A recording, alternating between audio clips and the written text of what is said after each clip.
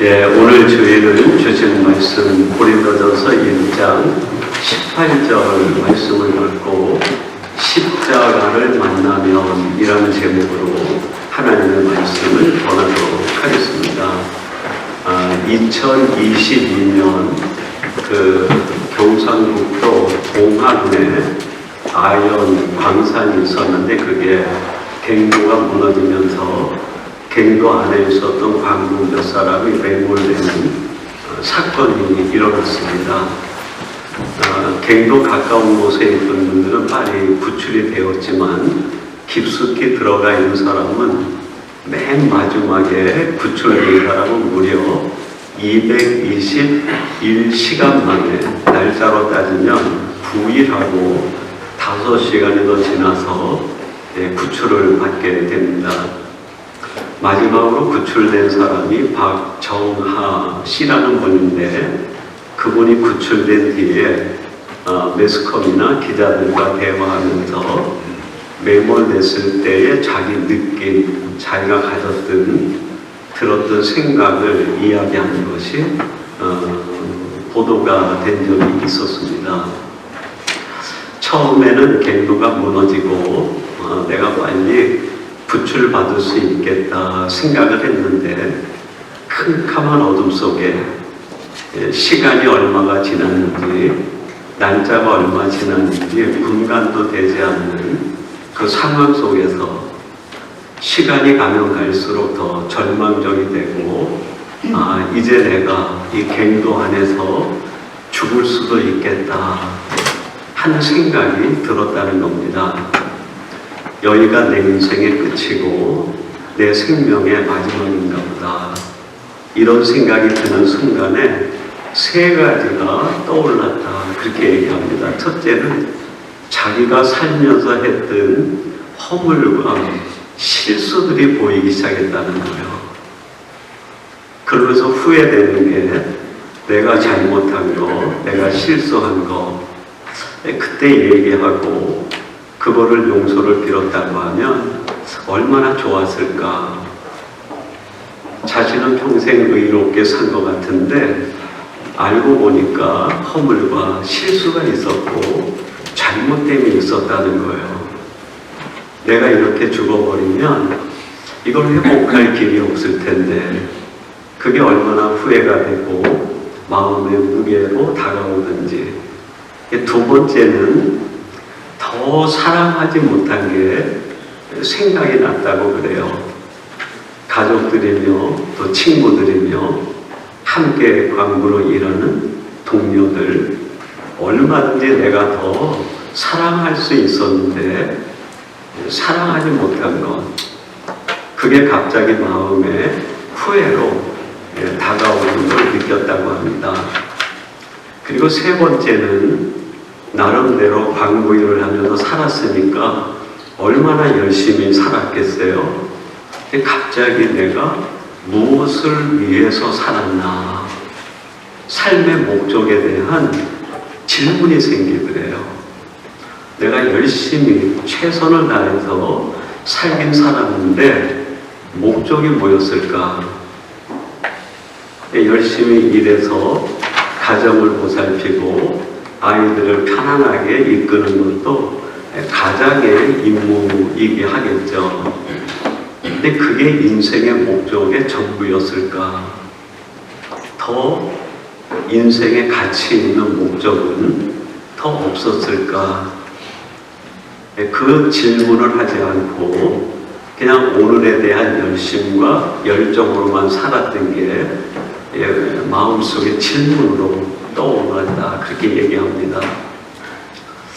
이 박정하 씨에게는 갑자기 갱도가 무너지면서 만난 짙은 어둠, 그 땅 속이 그분에게 있어서는 십자가가 아니었을까. 여러분, 크리스찬들이 십자가를 만난다고 하는 것은 바로 이런 경험을 하는 것을 의미합니다. 우리는 십자가 하면 너무나 구원과 연관되어서 하나님의 무조건적 사랑만으로 해석하는 경향이 있어요. 그래서 하나님이 나를 구원해 주시기 위해서 독생자 예수님을 보내주시고 십자가에서 제물로 죽게 하시고 그 예수님을 믿는 자마다 구원에 이른다고 하는 구원론적인 십자가에만 우리가 너무 십자가를 생각하고 또 해석하는 경향이 있죠. 정말 십자가 앞에 직면한다는 건 뭘까요?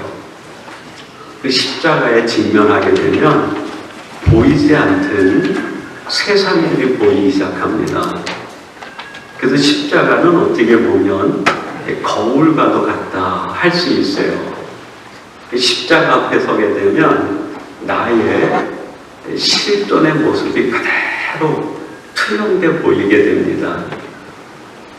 이 세상 그 어떤 것도 우리를 진실되게 비춰주는 거울이 없는데 유일하게 십자가 앞에 서게 되면 우리의 실체가 보이게 돼요. 내 속에 깊이 감추어두었던 생각들도 다 보이게 되고 내 마음 한쪽에 내가 다 묻어놓았던 것, 또 살며시 내면에 두었던 것들이 이 십자가라는 거울 앞에 그게 다 적나라하게 비춰지게 되면서 나의 실체가 보이게 됩니다. 또 십자가는 창문과 같다고 할 수 있겠어요. 십자가 앞에 직면하게 되면 창문 너머 세계가 보이듯 이 세상이 아닌 하나님께서 창조해 주시고 하나님이 계획하신 다른 세상이 보이기 시작합니다. 그 다른 세상이 보이게 되면 사람에 대한 의식이, 사람에 대한 관계가 달라지기 시작을 해요.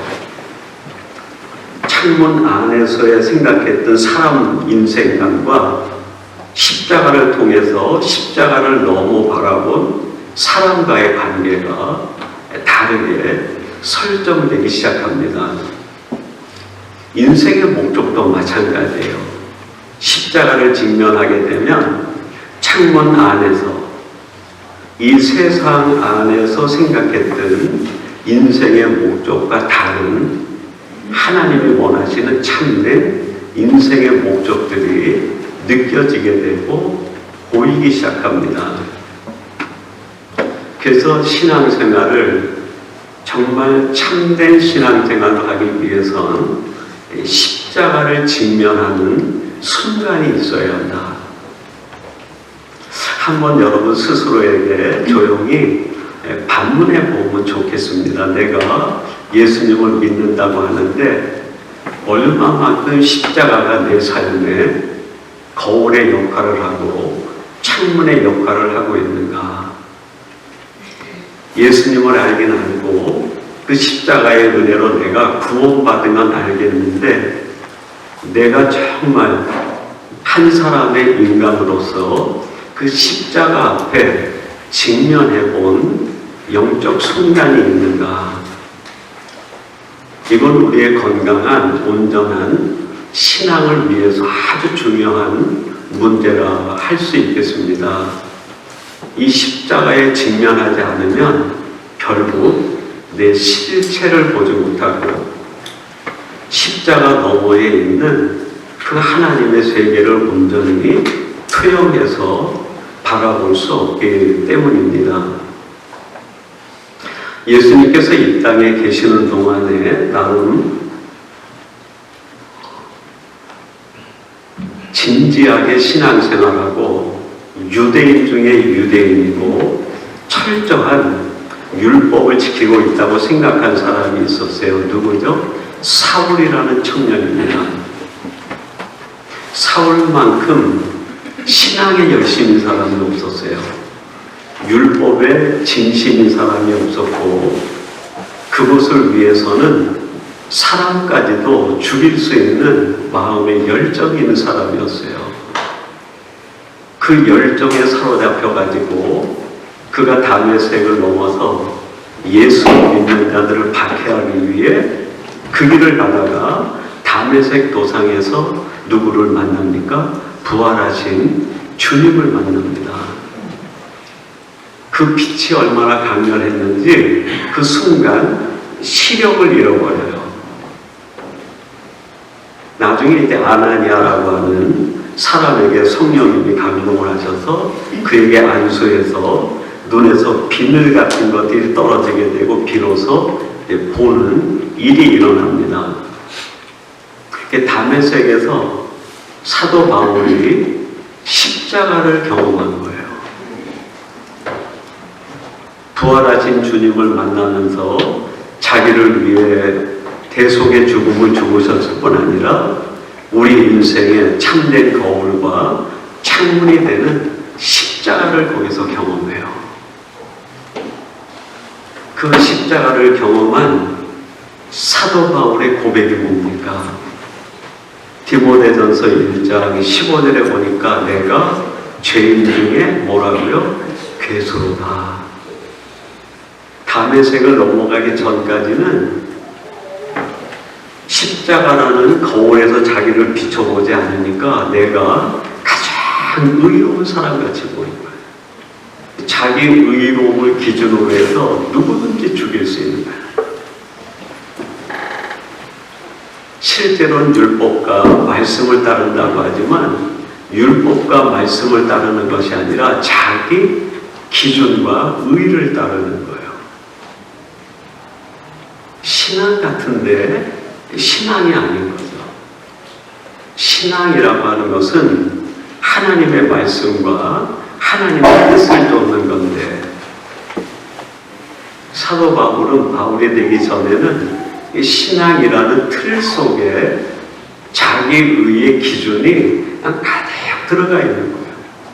그 기준에 맞지 않는 사람은 언제든지 돌을 들어 던질 수 있는 대상이 되어버린 거예요. 근데 그 다메섹에서 부활하신 주님을 통해 십자가를 경험하고 십자가에 직면해 보니까 자기 실체가 보이는 거예요. 내가 의로운 사람인 줄 알았는데 내가 죄인 중에 괴수였다. 내가 가장 악한 자요. 하나님 앞에 내가 가장 하나님의 나라를 쾌방하는 자라는 걸 알게 됩니다. 여러분, 우리들도 이런 십자가에 직면하는 경험이 필요해요. 이제 내일부터 우리가 그 새벽을 깨우면서 고난주간 새벽 예배를 드리는데 가상 7원의 말씀을 가지고 한 말씀씩 하루하루 묵상을 해 나가려고 합니다. 십자가 위에서 예수님이 하신 말씀은 7마디인데 새벽 예배는 6일에 6일. 그래서 하루가 남아서 그 첫 말씀, 그게 뭡니까? 누가복음 23장 34절에 보면 아버지여 저희의 죄를 사하여 주옵소서 하는 말씀이에요.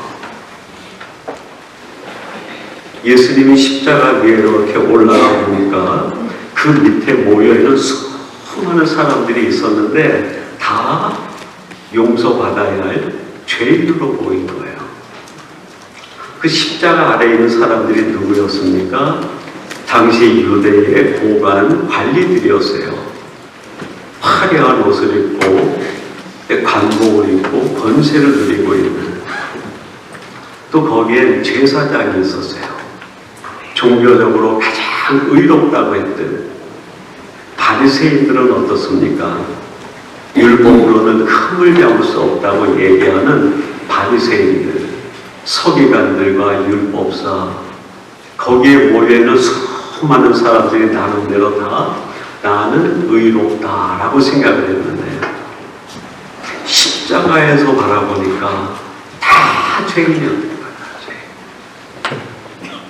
그래서 주님이 십자가 위에서 가상 7원 말씀 중에 제일 첫 번째 하신 말씀이 뭡니까? 아버지여 저희를 사하여 주옵소서. 이걸 바꾸어서 조금 풀어 얘기하면 어떻게 될까요? 하나님, 모든 인생들이 십자가를 직면하여 자기를 바라볼 수 있게 도와주시옵소서 하는 메시지예요. 지금도 주님께서는 우리들에게 같은 마음을 가지고 계시지 않을까. 아버지의 이 땅에는 모든 인생들이 십자가 앞에서 자기 자신을 솔직하게 바라보게 하시고 자기 자신을 온전히 세워갈 수 있도록 하나님 도와주시옵소서 하는 것이 십자가에서 자기를 희생하신 예수님이 우리를 향해 바라시는 말씀 아니겠습니까? 그런 의미에서 이제 내일부터 시작되는 한 주간, 고난주간 새벽 기도를 통하여 여러분들이 진정 십자가 앞에 나를 정말 솔직하게 비춰보고 십자가 앞에서 내가 돌아봐야 될 내 자신의 모습은 어떤 것인가 깨닫고 직시할 수 있는 한 주간이 되기를 간절히 바랍니다. 그리고 두 번째로 십자가를 직면하게 되면 사람이 보여요. 사람이. 예수님이 십자가 위에서 이제 우리를 위한 대속의 죽음을 죽으실 때 그 십자가 아래에 예수님의 어머니 마리아와 또 같은 동명을 가진 마리아가 있었고 요한복음 8장에 나오는 현장에서 간음하다 붙잡힌 막달라 마리아라는 여인이 함께 있었습니다. 그 외에도 많은 여인들이 그 자리에 있었어요. 그 사랑하는 예수님이 십자가에 못 박혀 돌아가시니까 얼마나 슬프겠어요. 예수님을 바라보며 눈물을 흘립니다. 그때 주님께서 그들을 향해 한 말씀을 하시는데 그게 누가복음 23장 28절 말씀이에요. 이렇게 말씀하십니다. 예수께서 돌이켜 그들을 향하여 이르시되 예루살렘의 딸들아 나를 위하여 울지 말고 너희와 너희 자녀들을 위하여 울라. 십자가 앞에 서게 되면 사람이 보이는데 예수님의 눈에 보이신 것처럼 어떤 사람들이 보일까요? 울고 있는 사람이 보여요. 내가 십자가 앞에 직면하지 않으면 옆에 사람이 울어도 소리가 들리지 않아요. 나와 관계가 없기 때문에. 옆에 사람이 깊은 고독과 외로움에 있어도 그 고독과 외로움이 느껴지지 않습니다. 십자가의 주님께서 십자가를 직면한 여인들에게 뭐라고 말씀합니까? 너희들이 나를 위하여 울지 말고 너희들이 십자가에 직면하여 울고 있는 그 누가 있다고 하면 그 사람들을 바라보고 그들을 위하여 울라. 크리스찬이 된다는 것은 그런 의미가 아니겠는가 싶습니다. 내 옆에 울고 있는 사람을 위하여 함께 울어주는 것. 내 옆에 아파하고 상처받아 고독과 외로움 가운데 있는 사람의 그 고독에 공감하고 마음을 함께 해줄 수 있는 것이 그게 크리스찬의 모습이고 삶이 아니겠는가. 창세기 2장에 보면 아담이 이제 처음 하나님의 진흙으로 만들어서 생기를 불어넣어 사람이 되게 했어요. 홀로 있는 게 너무 하나님이 보시기에 좋지 않아 보이셨어요. 그래서 창세기 2장 18절에 보면 아담이 홀로 있는 게 보기가 좋지 않아서 하와를 지어서 보내주시기로 작정을 하세요. 그리고 하와를 짓는 목적을 얘기하시는데 뭐라고 목적을 얘기하세요? 내가 돕는 배필을 지으리라.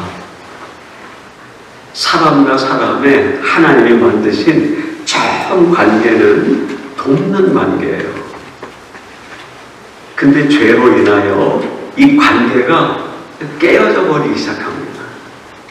서로 돕고 서로 위하여 울고 서로 공감하고 서로 마음을 보태주는 관계에서 죄로 인하여 이게 깨어지면서 적대감이 생기기 시작하고 서로가 서로에 대한 반감들이 일어나기 시작합니다. 우리들이 십자가 앞에 직면한다는 것은 사람에 대하여 함께 울 수 있는 마음의 여유를 갖게 되는 것이고, 고독과 외로움 속에 있는 사람을 공감하며 위로해주는 진정한 돕는 자가 되는 것이 아니겠는가. 우리 중학교의 모든 성도들이 앞으로 여러분의 살아가는 삶 속에서 여러분들이 십자가 앞에서 느껴지는 그 주님이 보여주시는 시선으로 울고 있는 누군가 보이고 고독과 외로움에 있는 누군가 눈에 띈다고 하면 그분을 도울 수 있는, 하나님께서 사람을 지으실 때 그 지으신 목적한 바대로 진정 돕는 배필로서의 삶이 우리 가운데 회복되기를 간절히 바랍니다. 그리고 마지막 세 번째는 십자가 앞에 직면하게 되면 삶이 보이게 됩니다. 내가 어떻게 살아야 되는가? 삶의 목적을 어디에 두어야 되는가? 하는 게 보이게 되고 깨달아지게 되죠. 요한복음 19장 30절 말씀에 보면 예수님이 이제 마지막 그 십자가에 돌아가실 때 가상 7원 중에 한 말씀이에요. 무슨 말씀을 하세요? 다 이루었다. 그렇게 말씀하세요. 예수님이 다 이루었다 말씀하셨는데 뭘 이루신 걸까? 도대체 주님은 뭘 하셨기에 내가 다 이루었다 이렇게 말씀하실까요? 물론 그 핵심의 뜻은 우리를 구원하는 대속적 사건을 완성하셨다, 그런 의미도 담겨 있겠습니다. 근데 예수님이 제자들에게 말을 가르치고 교훈을 주실 때 직접 하신 말씀이 있어요. 그걸 내가 다 이루었다라는 뜻으로 말씀하신 적이 있었는데, 그게 요한복음 17장 4절에 나옵니다. 이렇게 말씀을 하세요. 아버지께서 내게 하라고 주신 일을 내가 이루어 아버지를 이 세상에서 영화롭게 하였사오니. 주님이 십자가 위에서 내가 다 이루었다는 것은 아버지 하나님을 가장 영화롭게 하는 일을 내가 다 완성했다는 거예요. 그 하나님을 영화롭게 하는 일 중에 하나가 뭐였을까요? 우리를 위한 대속적 제물이 돼서 구원을 완성하시는 일이에요. 그 하나님을 영화롭게 하는 일을 위해서 주님이 하신 일은 그 한 가지만이 아니라 가장 높은 데 계신 그분이 인간의 몸을 입고 저 말고요 가장 낮은 곳에 오신 것도 하나님의 영광을 위하여 하신 일이에요. 십자가만이 아니라 하나님의 영광을 받으실 수만 있다면 자기는 가장 낮은 자리에도 가겠다. 여러분, 요새 살아가는 사람들의 인생관은 어떻습니까? 내가 가장 높아지겠다는 거예요.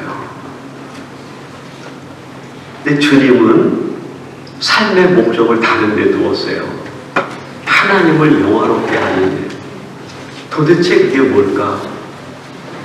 그걸 생각하다 보니까 아버지의 뜻을 따라 가장 낮은 곳에 임하는 게 하나님을 가장 영화롭게 하는 거라.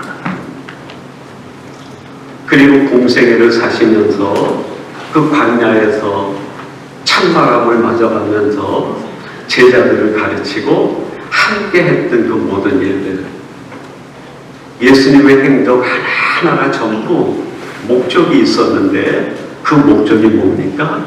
하나님을 영화롭게 하는 일이었어요.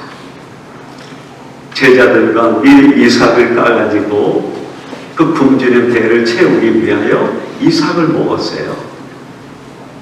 그것도 하나님을 영화롭게 하기 위하여. 예수님의 모든 일거수일투족이 목적이 있었는데 그 목적이 뭡니까? 하나님을 영화롭게 하는 일. 나중에 사도 바울이 고린도 교회에게 편지를 써서 보내면서 10장 31절에서 그런 고백을 합니다. 너희들이 먹든지 마시든지 무엇을 하든지 다 무엇을 위해 하라고요? 하나님의 영광을 위하여 하라. 하나님을 영화롭게 한다는 그 목적을 가지고 내가 오늘 여기서 무엇을 선택하고 무엇을 하고 무엇을 이루어야 되는지 그걸 생각하며 살아가는 사람이 되라. 그게 주님께서 말씀하시는 예수님이 이 땅에 오신 이유고 그 영화롭게 하는 일을 다 이루시고 이제 내가 십자가에서 마지막 대속적 사건과 십자가의 죽음을 죽고 하나님 앞에 올라가신다는 거예요. 십자가 앞에 직면하지 않으면 우리는 세 가지를 모를 수 있어요. 내 자신의 실체를 끝까지 모를 수 있습니다. 그리고 내 눈에 보이는 사람들의 진정한 모습을 놓칠 수 있어요. 그리고 살아가는 인생의 목적을 창문 너머의 세계, 하나님이 원하시는 그 참된 궁극적 인생의 목적이 아니라 창문 안에서의 세계, 단순히 먹고 마시는 것에 목적을 두고 살아가는 사람이 될 수 있습니다. 십자가를 직면해야 십자가를 거울 삼아 내가 어떤 실체인지 알게 되고 그 십자가를 창문 삼아 그 너머 세계를 바라볼 때 진정한 사람에 대한 이해와 내 삶에 대한 목적과 방향이 세워지게 되는 거죠. 오늘의 주일은 주님을 생각하며 십자가를 기억하고 생각하는 주일입니다. 나는 정말 십자가를 직면하고 십자가의 의미를 진지하게 묻고 십자가 앞에 서본 적이 있는가? 한번 질문하시고 이제 내일부터 이루어지는 한 주간의 특별 새벽 기도에서 예수님이 십자가에서 하신 두 번째 말씀부터 한 말씀 묵상해 나갈 때 우리에게 주시는 새로운 교훈과 결단과 고백들이 함께 하시기를 간절히 바랍니다. 우리 같이 기도하겠습니다. 하나님 아버지 감사합니다. 오늘 주시는 말씀을 통해 우리들의 진정한 나의 실체와 우리가 살아가는 세상의 참된 목적과 또 더불어 살아가는 사람의 의미를 알기 위해선 십자가를 만나 직면해야 된다고 다시 한번 가르쳐 주시니 감사합니다. 우리들이 이러한 십자가의 사람이 되어 우리가 놓쳐버리고 있는 것을 다시 새롭게 깨닫게 하시고 바른 신앙인으로 살아갈 수 있도록 도우시고 인도해 주옵소서. 예수님의 이름으로 기도하고 있나이다. 아멘.